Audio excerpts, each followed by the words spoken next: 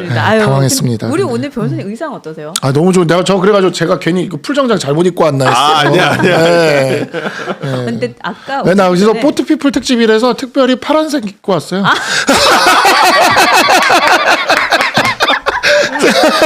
아니 티 좀 내려고 오늘 특별히 내가 원래 사실 파란색 넥타이 영입되고 나서 거의 안 맸거든요. 거의 안 맨 넥타이예요. 거의 센스. 예, 처박혀 이거 낼 수가 없어. 그래서 오늘 포트피플이라서 그냥 오늘 그냥 아예 그냥 아싸리 아니, 파란색을. 진짜 근데 되게 신기한 게 방송을 하면서 이게 정당에 따라서 이 넥타이 색깔을 마음대로 맬 수가 없어요. 그러니까 민주당 어떤 패널로 나가게 되면 파란색 계열만 매고 그렇죠. 그다음에 이제 그 국민의힘 계열로 나오시면 이제 붉은색 계열만 이렇게 그렇죠. 하거든요. 네. 근데 저는 이제 당적을 나오면서 그래서 둘 다를 그래서 못 지금 매고 있어. 국민의당 색깔로 한 거야. 국민의당. 저 녹색 국민의당이잖아. 없어졌어. 중도의 상징 국민의당. 오늘 이 초록색을 왜 입으셨냐면 네. 아주 콘서트 그 포스터 한번 띄워주셔야죠. 오신 김에 감독님. 다시 한번. 네, 아니 우리 못 보신 분 계시니까. 3.13 다람쥐 토크 콘서트 컨셉에 맞춰서 입고 오신 거예요. 그럼요. 네. 저는 그렇구나. 뉴스 네. 엔진만을 생각합니다. 네, 지금 느낌이 네. 우리 당, 민주당, 국민의당 우리 오늘 이거네. 신호등이야, 신호등. 이거네. 우리 오늘 신호등. 네. 우리 포스터 한 번만 보여주세요, 감독님. 포스터 다시 네. 한번 우리 보여주시죠. 신호등이야, 진짜. 파란색. 네. 아, 그렇구나. 이거 컨셉이에요, 오늘. 어울리잖아요. 컨셉 좋다. 네.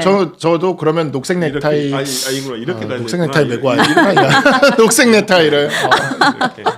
네, 저희가 지금 3월 좋아요. 13일이고 그 국회 도서관에서 진행하기로 했는데 여러분들이 지금 고척돔을 잡아야 되는 거 아니냐. 엄청 많이 올 거다. 뭐 이런 얘기 하세요. 고척돔 지금. 좋다. 고척돔 네. 좋다. 아, 근데 우리가 자신은 있는데 우리 다람쥐님들 많이 오실 것 같긴 한데 네. 첫 번째 행사는 조금 소소하게 해볼게요. 아, 고척돔 아, 이거 좀 순회로 하는 거야? 네, 아니 저희가 일단 한번 해보고 예. 여러분들 반응 좀 보고 네. 좀 일을 크게 벌려봐야겠다 네. 생각을 그것도 하고 있죠. 괜찮다. 진짜 네. 전국 순회도 괜찮다. 아, 그럼요. 전국 순회 한번 하죠. 네, 네. 그러니까. 아니, 특히 부산에는 좀 가야 될 것 같아요. 부산에서 아니, 난 대구 가고 싶어. 아 대구요? 네. 대구도 괜찮죠. 네. 네. 대구 꼭 가고 싶어요. 아 그래요? 네. 이유가 있어요? 대구를 꼭 가야 되는 이유? 아니, 저희 외갓집이 대구예요. 아 정말 저도 부산은 가고 싶네요. 부산은 네 진짜 기다리시는 분들 많으신 것 같고. 근데 진짜 네. 다음 선거에서 부산이 좀 중요합니다. 제가 봤을 때는. 왜냐하면 민주당의 전략은 명확하게 나와 있어요.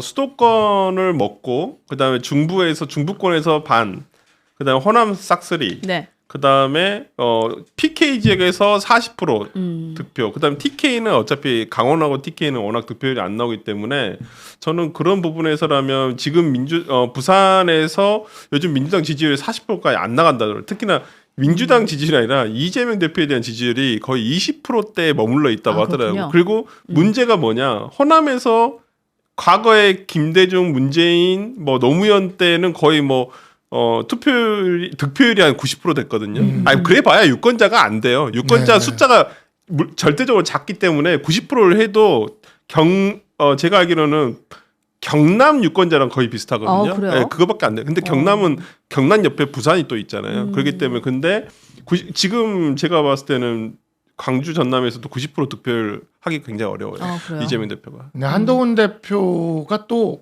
부산에서 기적을 일으켰지 않습니까? 그렇죠. 네, 부산 금천. 금정선거의 금정이었죠. 네. 기적. 그렇죠. 총선보다 훨씬 많은 지지율을 받아내 버린 그 네. 보궐선거. 네. 특히 마지막 날 그 7km 도보 유세의 그 짜릿함은 네. 네, 정말 잊혀지지 않는 그런 순간이었는데 이제 부산이 되게 한동훈 대표를 또 많이 좋아해줘요. 그렇더라고요. 지난번 총선 때도 우리가 부산에서는 낙동강방어선을 지키면서 모두 이기지 않았습니까? 그랬죠. 거기서 한동훈 대표의 그 연설 중에 굉장히 인상적인 연설이 그거였죠.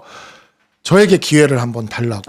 기억나네요. 기억나네요. 네. 저는 그때 선거 뛰고 있을 때였는데 그 연설은 저도 뭉클하더라고요. 기회를 한번 달라고. 여러분은 저한테 기회를 한 번도 주지 않았다. 근데 진짜 부산이 기회를 줬어요. 그러네요. 그리고 정치적으로 위기가 있을 때마다 부산이 한동훈 대표를 구했죠. 금정선거도 기회를 준 거고. 그랬네요. 제가 대변인으로 들어갔을 때 당내 분위기가 10월 이후에 한동훈 대표는 쫓겨날 것이다라는 얘기를 많이 들었어요. 맞아요. 그때 그거 있지 네, 않았나요? 그때 언론에서도 다 그렇게 얘기했고 우리 보궐선거 질 거라고. 네. 3일차나. 예. 네, 맞아. 김옥균 맞아. 프로젝트. 네, 맞아. 그랬는데 10월에 금정선거에서 그냥 총선보다 더 확 이겨버리니까 짜릿했어, 그죠? 정말 짜릿한 짜릿했어요. 승리였죠. 이제 네. 그걸 이제 윤통은 자기 탓이라고 생각하니까 자기 덕이라고 생각하니까 그게 그러니까 잘한 문제. 건 내 거. 그렇죠. 네, 잘못한 거는 저 그때 사람 이제 탓. 그때 정말 부산 쪽의 국회의원분들이 정말 한동훈 대표가 매번 갈 때마다 그 인파들 오고 이런 것들에 점점 이제 부산 쪽 국회의원들도 같이 이렇게 합류하면서 네. 그 막 으쌰으쌰하는 분위기가 있었거든요. 근데 이제 선거 끝나고 나서 뭐 나중에 들었던 후문인데 대통령께서 그중 이제 부산 국회의원 한 분에게 전화해가지고 네. 거봐 하니까 되잖아라고 얘기하셨다고. 아이, 그 얘기를 저 순간 또 통화만 나올 뻔한 거 봤다. 아이, 이러면서. 죄송합니다. 한 번씩이네요. 그러니까 되잖아라고 진짜. 하셨다고. 그러니까 참 와, 진짜. 아니 나는 근데 그 우리가 그 민생 토론회라고 있었잖아요. 근데 진짜요? 네. 아니 그때 우리 그때 그 수요일 날인가 그 채널A 정치 시그널에 그 박민영 대변인이 나왔었어요. 맞아요. 우리 같이 있었잖아. 같이 네. 방송을 했었었는데 나름 박민영 대변인한테 생전 윤석열 정부에서 듣도 못한 정책 얘기가 나오더라고요. 그렇죠. 그래서 네. 그런 걸 했었어?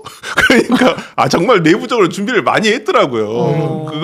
그러니까 그런가 봤다. 그런 걸 들으면서 자기는 뭔가를 많이 했다고 그러니까. 생각을 했구나 대통령도. 근데 진짜 박민영 대변인 얘기한 게 괜찮았어요. 저는 들으면서 이런 걸 했었다고 윤석열 정부에서?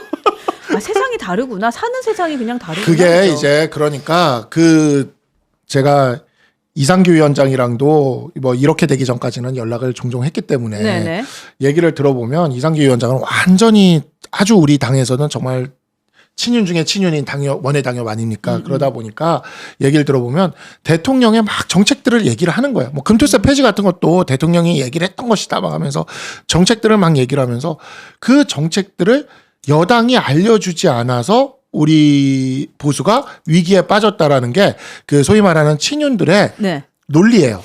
그 논리를 끊임없이 얘기를 해요. 그래서 그날 저녁도 박민영 그 대변인도 똑같이 그 논리를 이야기를 하더라고요. 근데 저는 선거를 했던 사람이잖아요. 현장에서. 그것도 수도권에서. 그렇죠. 그러면 이제 어떤 분위기였냐면요. 제가 선거를 했던 사람의 입장에서 이야기를 해보면 당시 총선 초반은 그 민주당의 파우치 공세, 그러니까 이 선거는 그런 정책들 하나하나가 이슈를 받는 게 아니라 그런 사건들이 그렇죠. 동의합니다. 그렇죠. 그게 돼요. 근데 파우치가 굉장히 초반에 셌어요. 그래서 김건희 여사 사과 관련된 이야기가 우리 당 안에서 계속 나오고 있을 때였고 그랬는데 민주당이 슈퍼 울트라급 똥볼을 차더라고요. 그게 이제 뭐냐면 친명행제, 비명행사, 공천. 정말 충격적이었어요. 제가 그렇죠. 타당의 이야기지만 정말 그 박용진 의원을 그렇게 떨어뜨리는 그 과정은 네. 정말 어이가 없었어. 그러니까 정말 내가 보면서도 무자비했죠. 학살. 학살이었어요. 네, 학살 공천을 하는데 그게 뭐 밑도 끝도 없고 원칙도 없고 정말 어이가 없는 그런 공천을 하는 거예요. 그러면서 우리가 2월에 탄력을 받았어요. 그때 또 우리가 한동훈 대표가 이렇게 우리는 또 새로움을 주면서 한동훈 대 이재명이 딱 되면서 네. 이게 탄력을 받은 거예요. 그래서 저는 이제 지역에 가서 한동훈 1호로 이제 선거 운동을 했단 말이에요. 한동훈 1호 이렇게 해가지고 제 캐치프레이즈가 서구의 1호가 왔다 이거였어요. 서구의 1호가 왔다. 그랬더니 이제 그걸 가지고 선거운동을 하면 우리 당 지지자들도 저한테 와가지고 윤석열은 싫어. 김건희도 싫어. 이러고 있는 거예요. 그러면 저는 뭐라고 얘기했냐. 네. 뭐라고 얘기했죠? 저는 한동훈입니다. 그러면 한동훈은 좀 나은 것 같아. 이 얘기를 하면서 그걸로 선거운동을 했어요. 그리고 실제 그게 먹혔어. 먹혔어요. 네. 그래서 2월 마지막 주에는 그렇지. 우리가 이긴다라는 그게 있었어요. 그래가지고 맞아요. 야 이긴다. 이대로면 간다. 이제 총선 승리다. 그랬는데 3월 초부터 대통령이 터뜨렸잖아. 뭐를 터뜨렸냐면 런종섭이었지. 런종섭이 3월 4일이었고 그 다음에 이제 3월 4일에 런종섭 하면서 진짜 한 17% 정도 드랍이 쫙 떼가지고 떨어졌고 그 다음에 이제 대파가 황상무 사건이 있었어요. 황상무가 중간에 있었지. 중간에 황상무 있었고, 회칼이 한 번 있었고 네. 그다음에 대파가 터지고 터졌죠.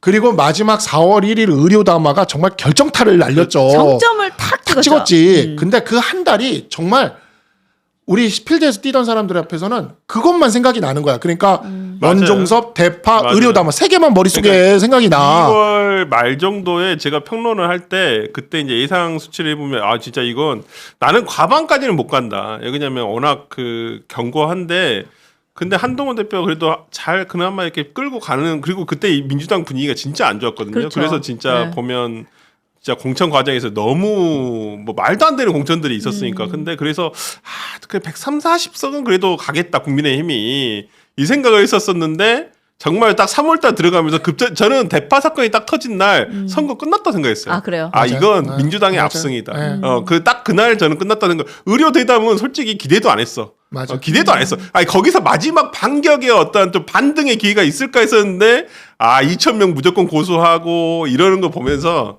혹시나 했는데 아니 역시나. 의료 선거 대담 끝. 때 우리 캠프 사람들이 그 TV를 보고 있었는데 저도 같이 보고 있었는데 네. 방송이 딱 끝나고 40몇 분이었어요. 딱 끝나고 내가 리모컨을 던지면서 갑시다 명함이나 돌리러. 그러면서 내가 나갔어. 그냥 그때 욕했어요, 그냥 안 아무- 했어요? 그때 욕했어요, 안 했어요? 이렇게 얘기할게요. 방송이잖아. 네. 갑시다 명함이나 돌리러. 욕했을 거라고 하고 저는 나갔다고. 생각해요. 근데 이제 그 이상규 위원장이나 박민영 대변인이나 아니면 또 당시 이제 용산의 대통령실에 있었던 행정관이었던 친구들이나 이런 친구들을 총선 끝나고 제가 만나서 이야기를 하고 하잖아요.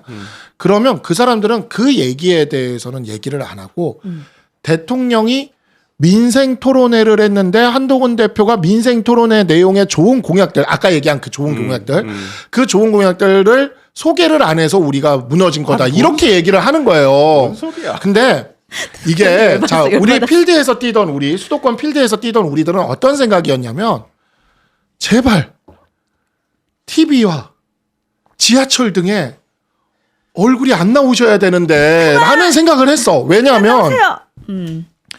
2월 기억난다, 달까지 진짜. 2월 달까지 이재명 대 한동훈이라는 구도 때문에 우리가 올라가고 있었다고.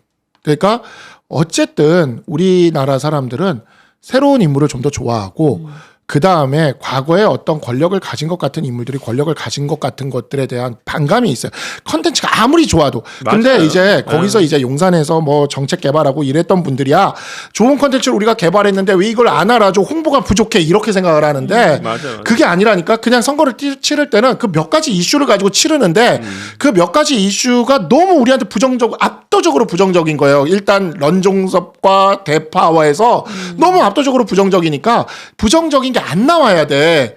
긍정적인 게 전면에 오고 부정적인 건 뒤로 빠져야 되는데 계속 이 부정적인 그분들이 앞에 나와서 좋은 말을 해. 근데 말은 귀에 안 들린다니까요. 그쵸. 그 얼굴만 보이는 거야. 얼굴 근데 보면 대파 생각나고 제가 김국박 생각나는 선거를 거니까. 중간에 하면서 이제 수도권은 지하철이 있으니까 지하철을 딱 탔는데 지하철 광고에 윤석열 대통령 광고가 딱 떠 있는 거예요. 지금 KK님 의료 정책 윤통 얼굴 광고 보고 저 기절하는 얘기하시네. 중. 그 광고가 이렇게 아. 딱 떠 있는 거야. 근데 내가 정말 빨간 옷 입고 선거 운동하면서도 너무 정말 지금 나오시면 안 되는데 지금 아니, 나오시면 근데 이게 뭐 다 일단은 지나간 일이고. 네, 지금 변호사님은 네. 당사자, 네. 우리 제가 변호사님은 정말 저는 네. 관전자인데 관전자. 네. 근데 지금 일단 마음은 대선은 뭐 일단은 우리가 또 그래도 다시 마음을 자, 이제 워워워. 그래야 되니까 일단은 뭐 대선은 워워워. 또 지나간 일이니까요. 이제 그런 맞아요. 부분에 대해서는 서로 얘기하면 골이 깊더라고. 우리 보니까. 깊어요. 왜냐면 네. 아니 내가 이해가 되는 게 그분들도 정책 개발하고 그걸 하느라 네.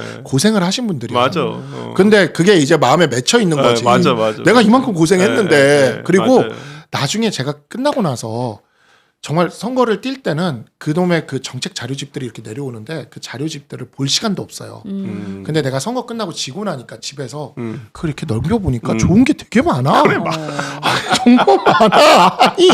아니 많아. 그래서 근데 문제는 선거는 그 좋은 거를 알릴 시간이 없어. 전혀. 그쵸. 전혀. 예, 그러니까 예. 수도권은 그래서 진짜 이슈가 지난 것 바람이거든요. 같아. 네. 수도권은 진짜 바람이라서 그냥 그 이슈 뉴스 하나하나에 그리고 정말 막판에 그나마 민주당이 200석까지 가지 못했던 건 양문석, 김준혁 이런 엉터리 공천 자들 맞아요. 정말 그런 걸 하면서 이 말도 안 되는 공천을 하는구나 네. 하면서 저는 망했다고 생각을 하거든요. 그나마 다행이지. 진짜 이런 상황이었으면 야 아니, 만약에 진짜 200석 넘었으면 무슨 일이 일어났을지도 끔찍해요, 진짜 생각해 보면. 그런 생각을 하게 또 되네요. 네. 계엄 만약에 200석이 넘었어. 근데 만약에 이제 지금 계엄이 됐어. 네. 이렇게 나가갔어. 네. 정말 일 잘못돼가지고 대통령까지도 민주당에 가져가. 무슨 일이 일어날 줄 알아요?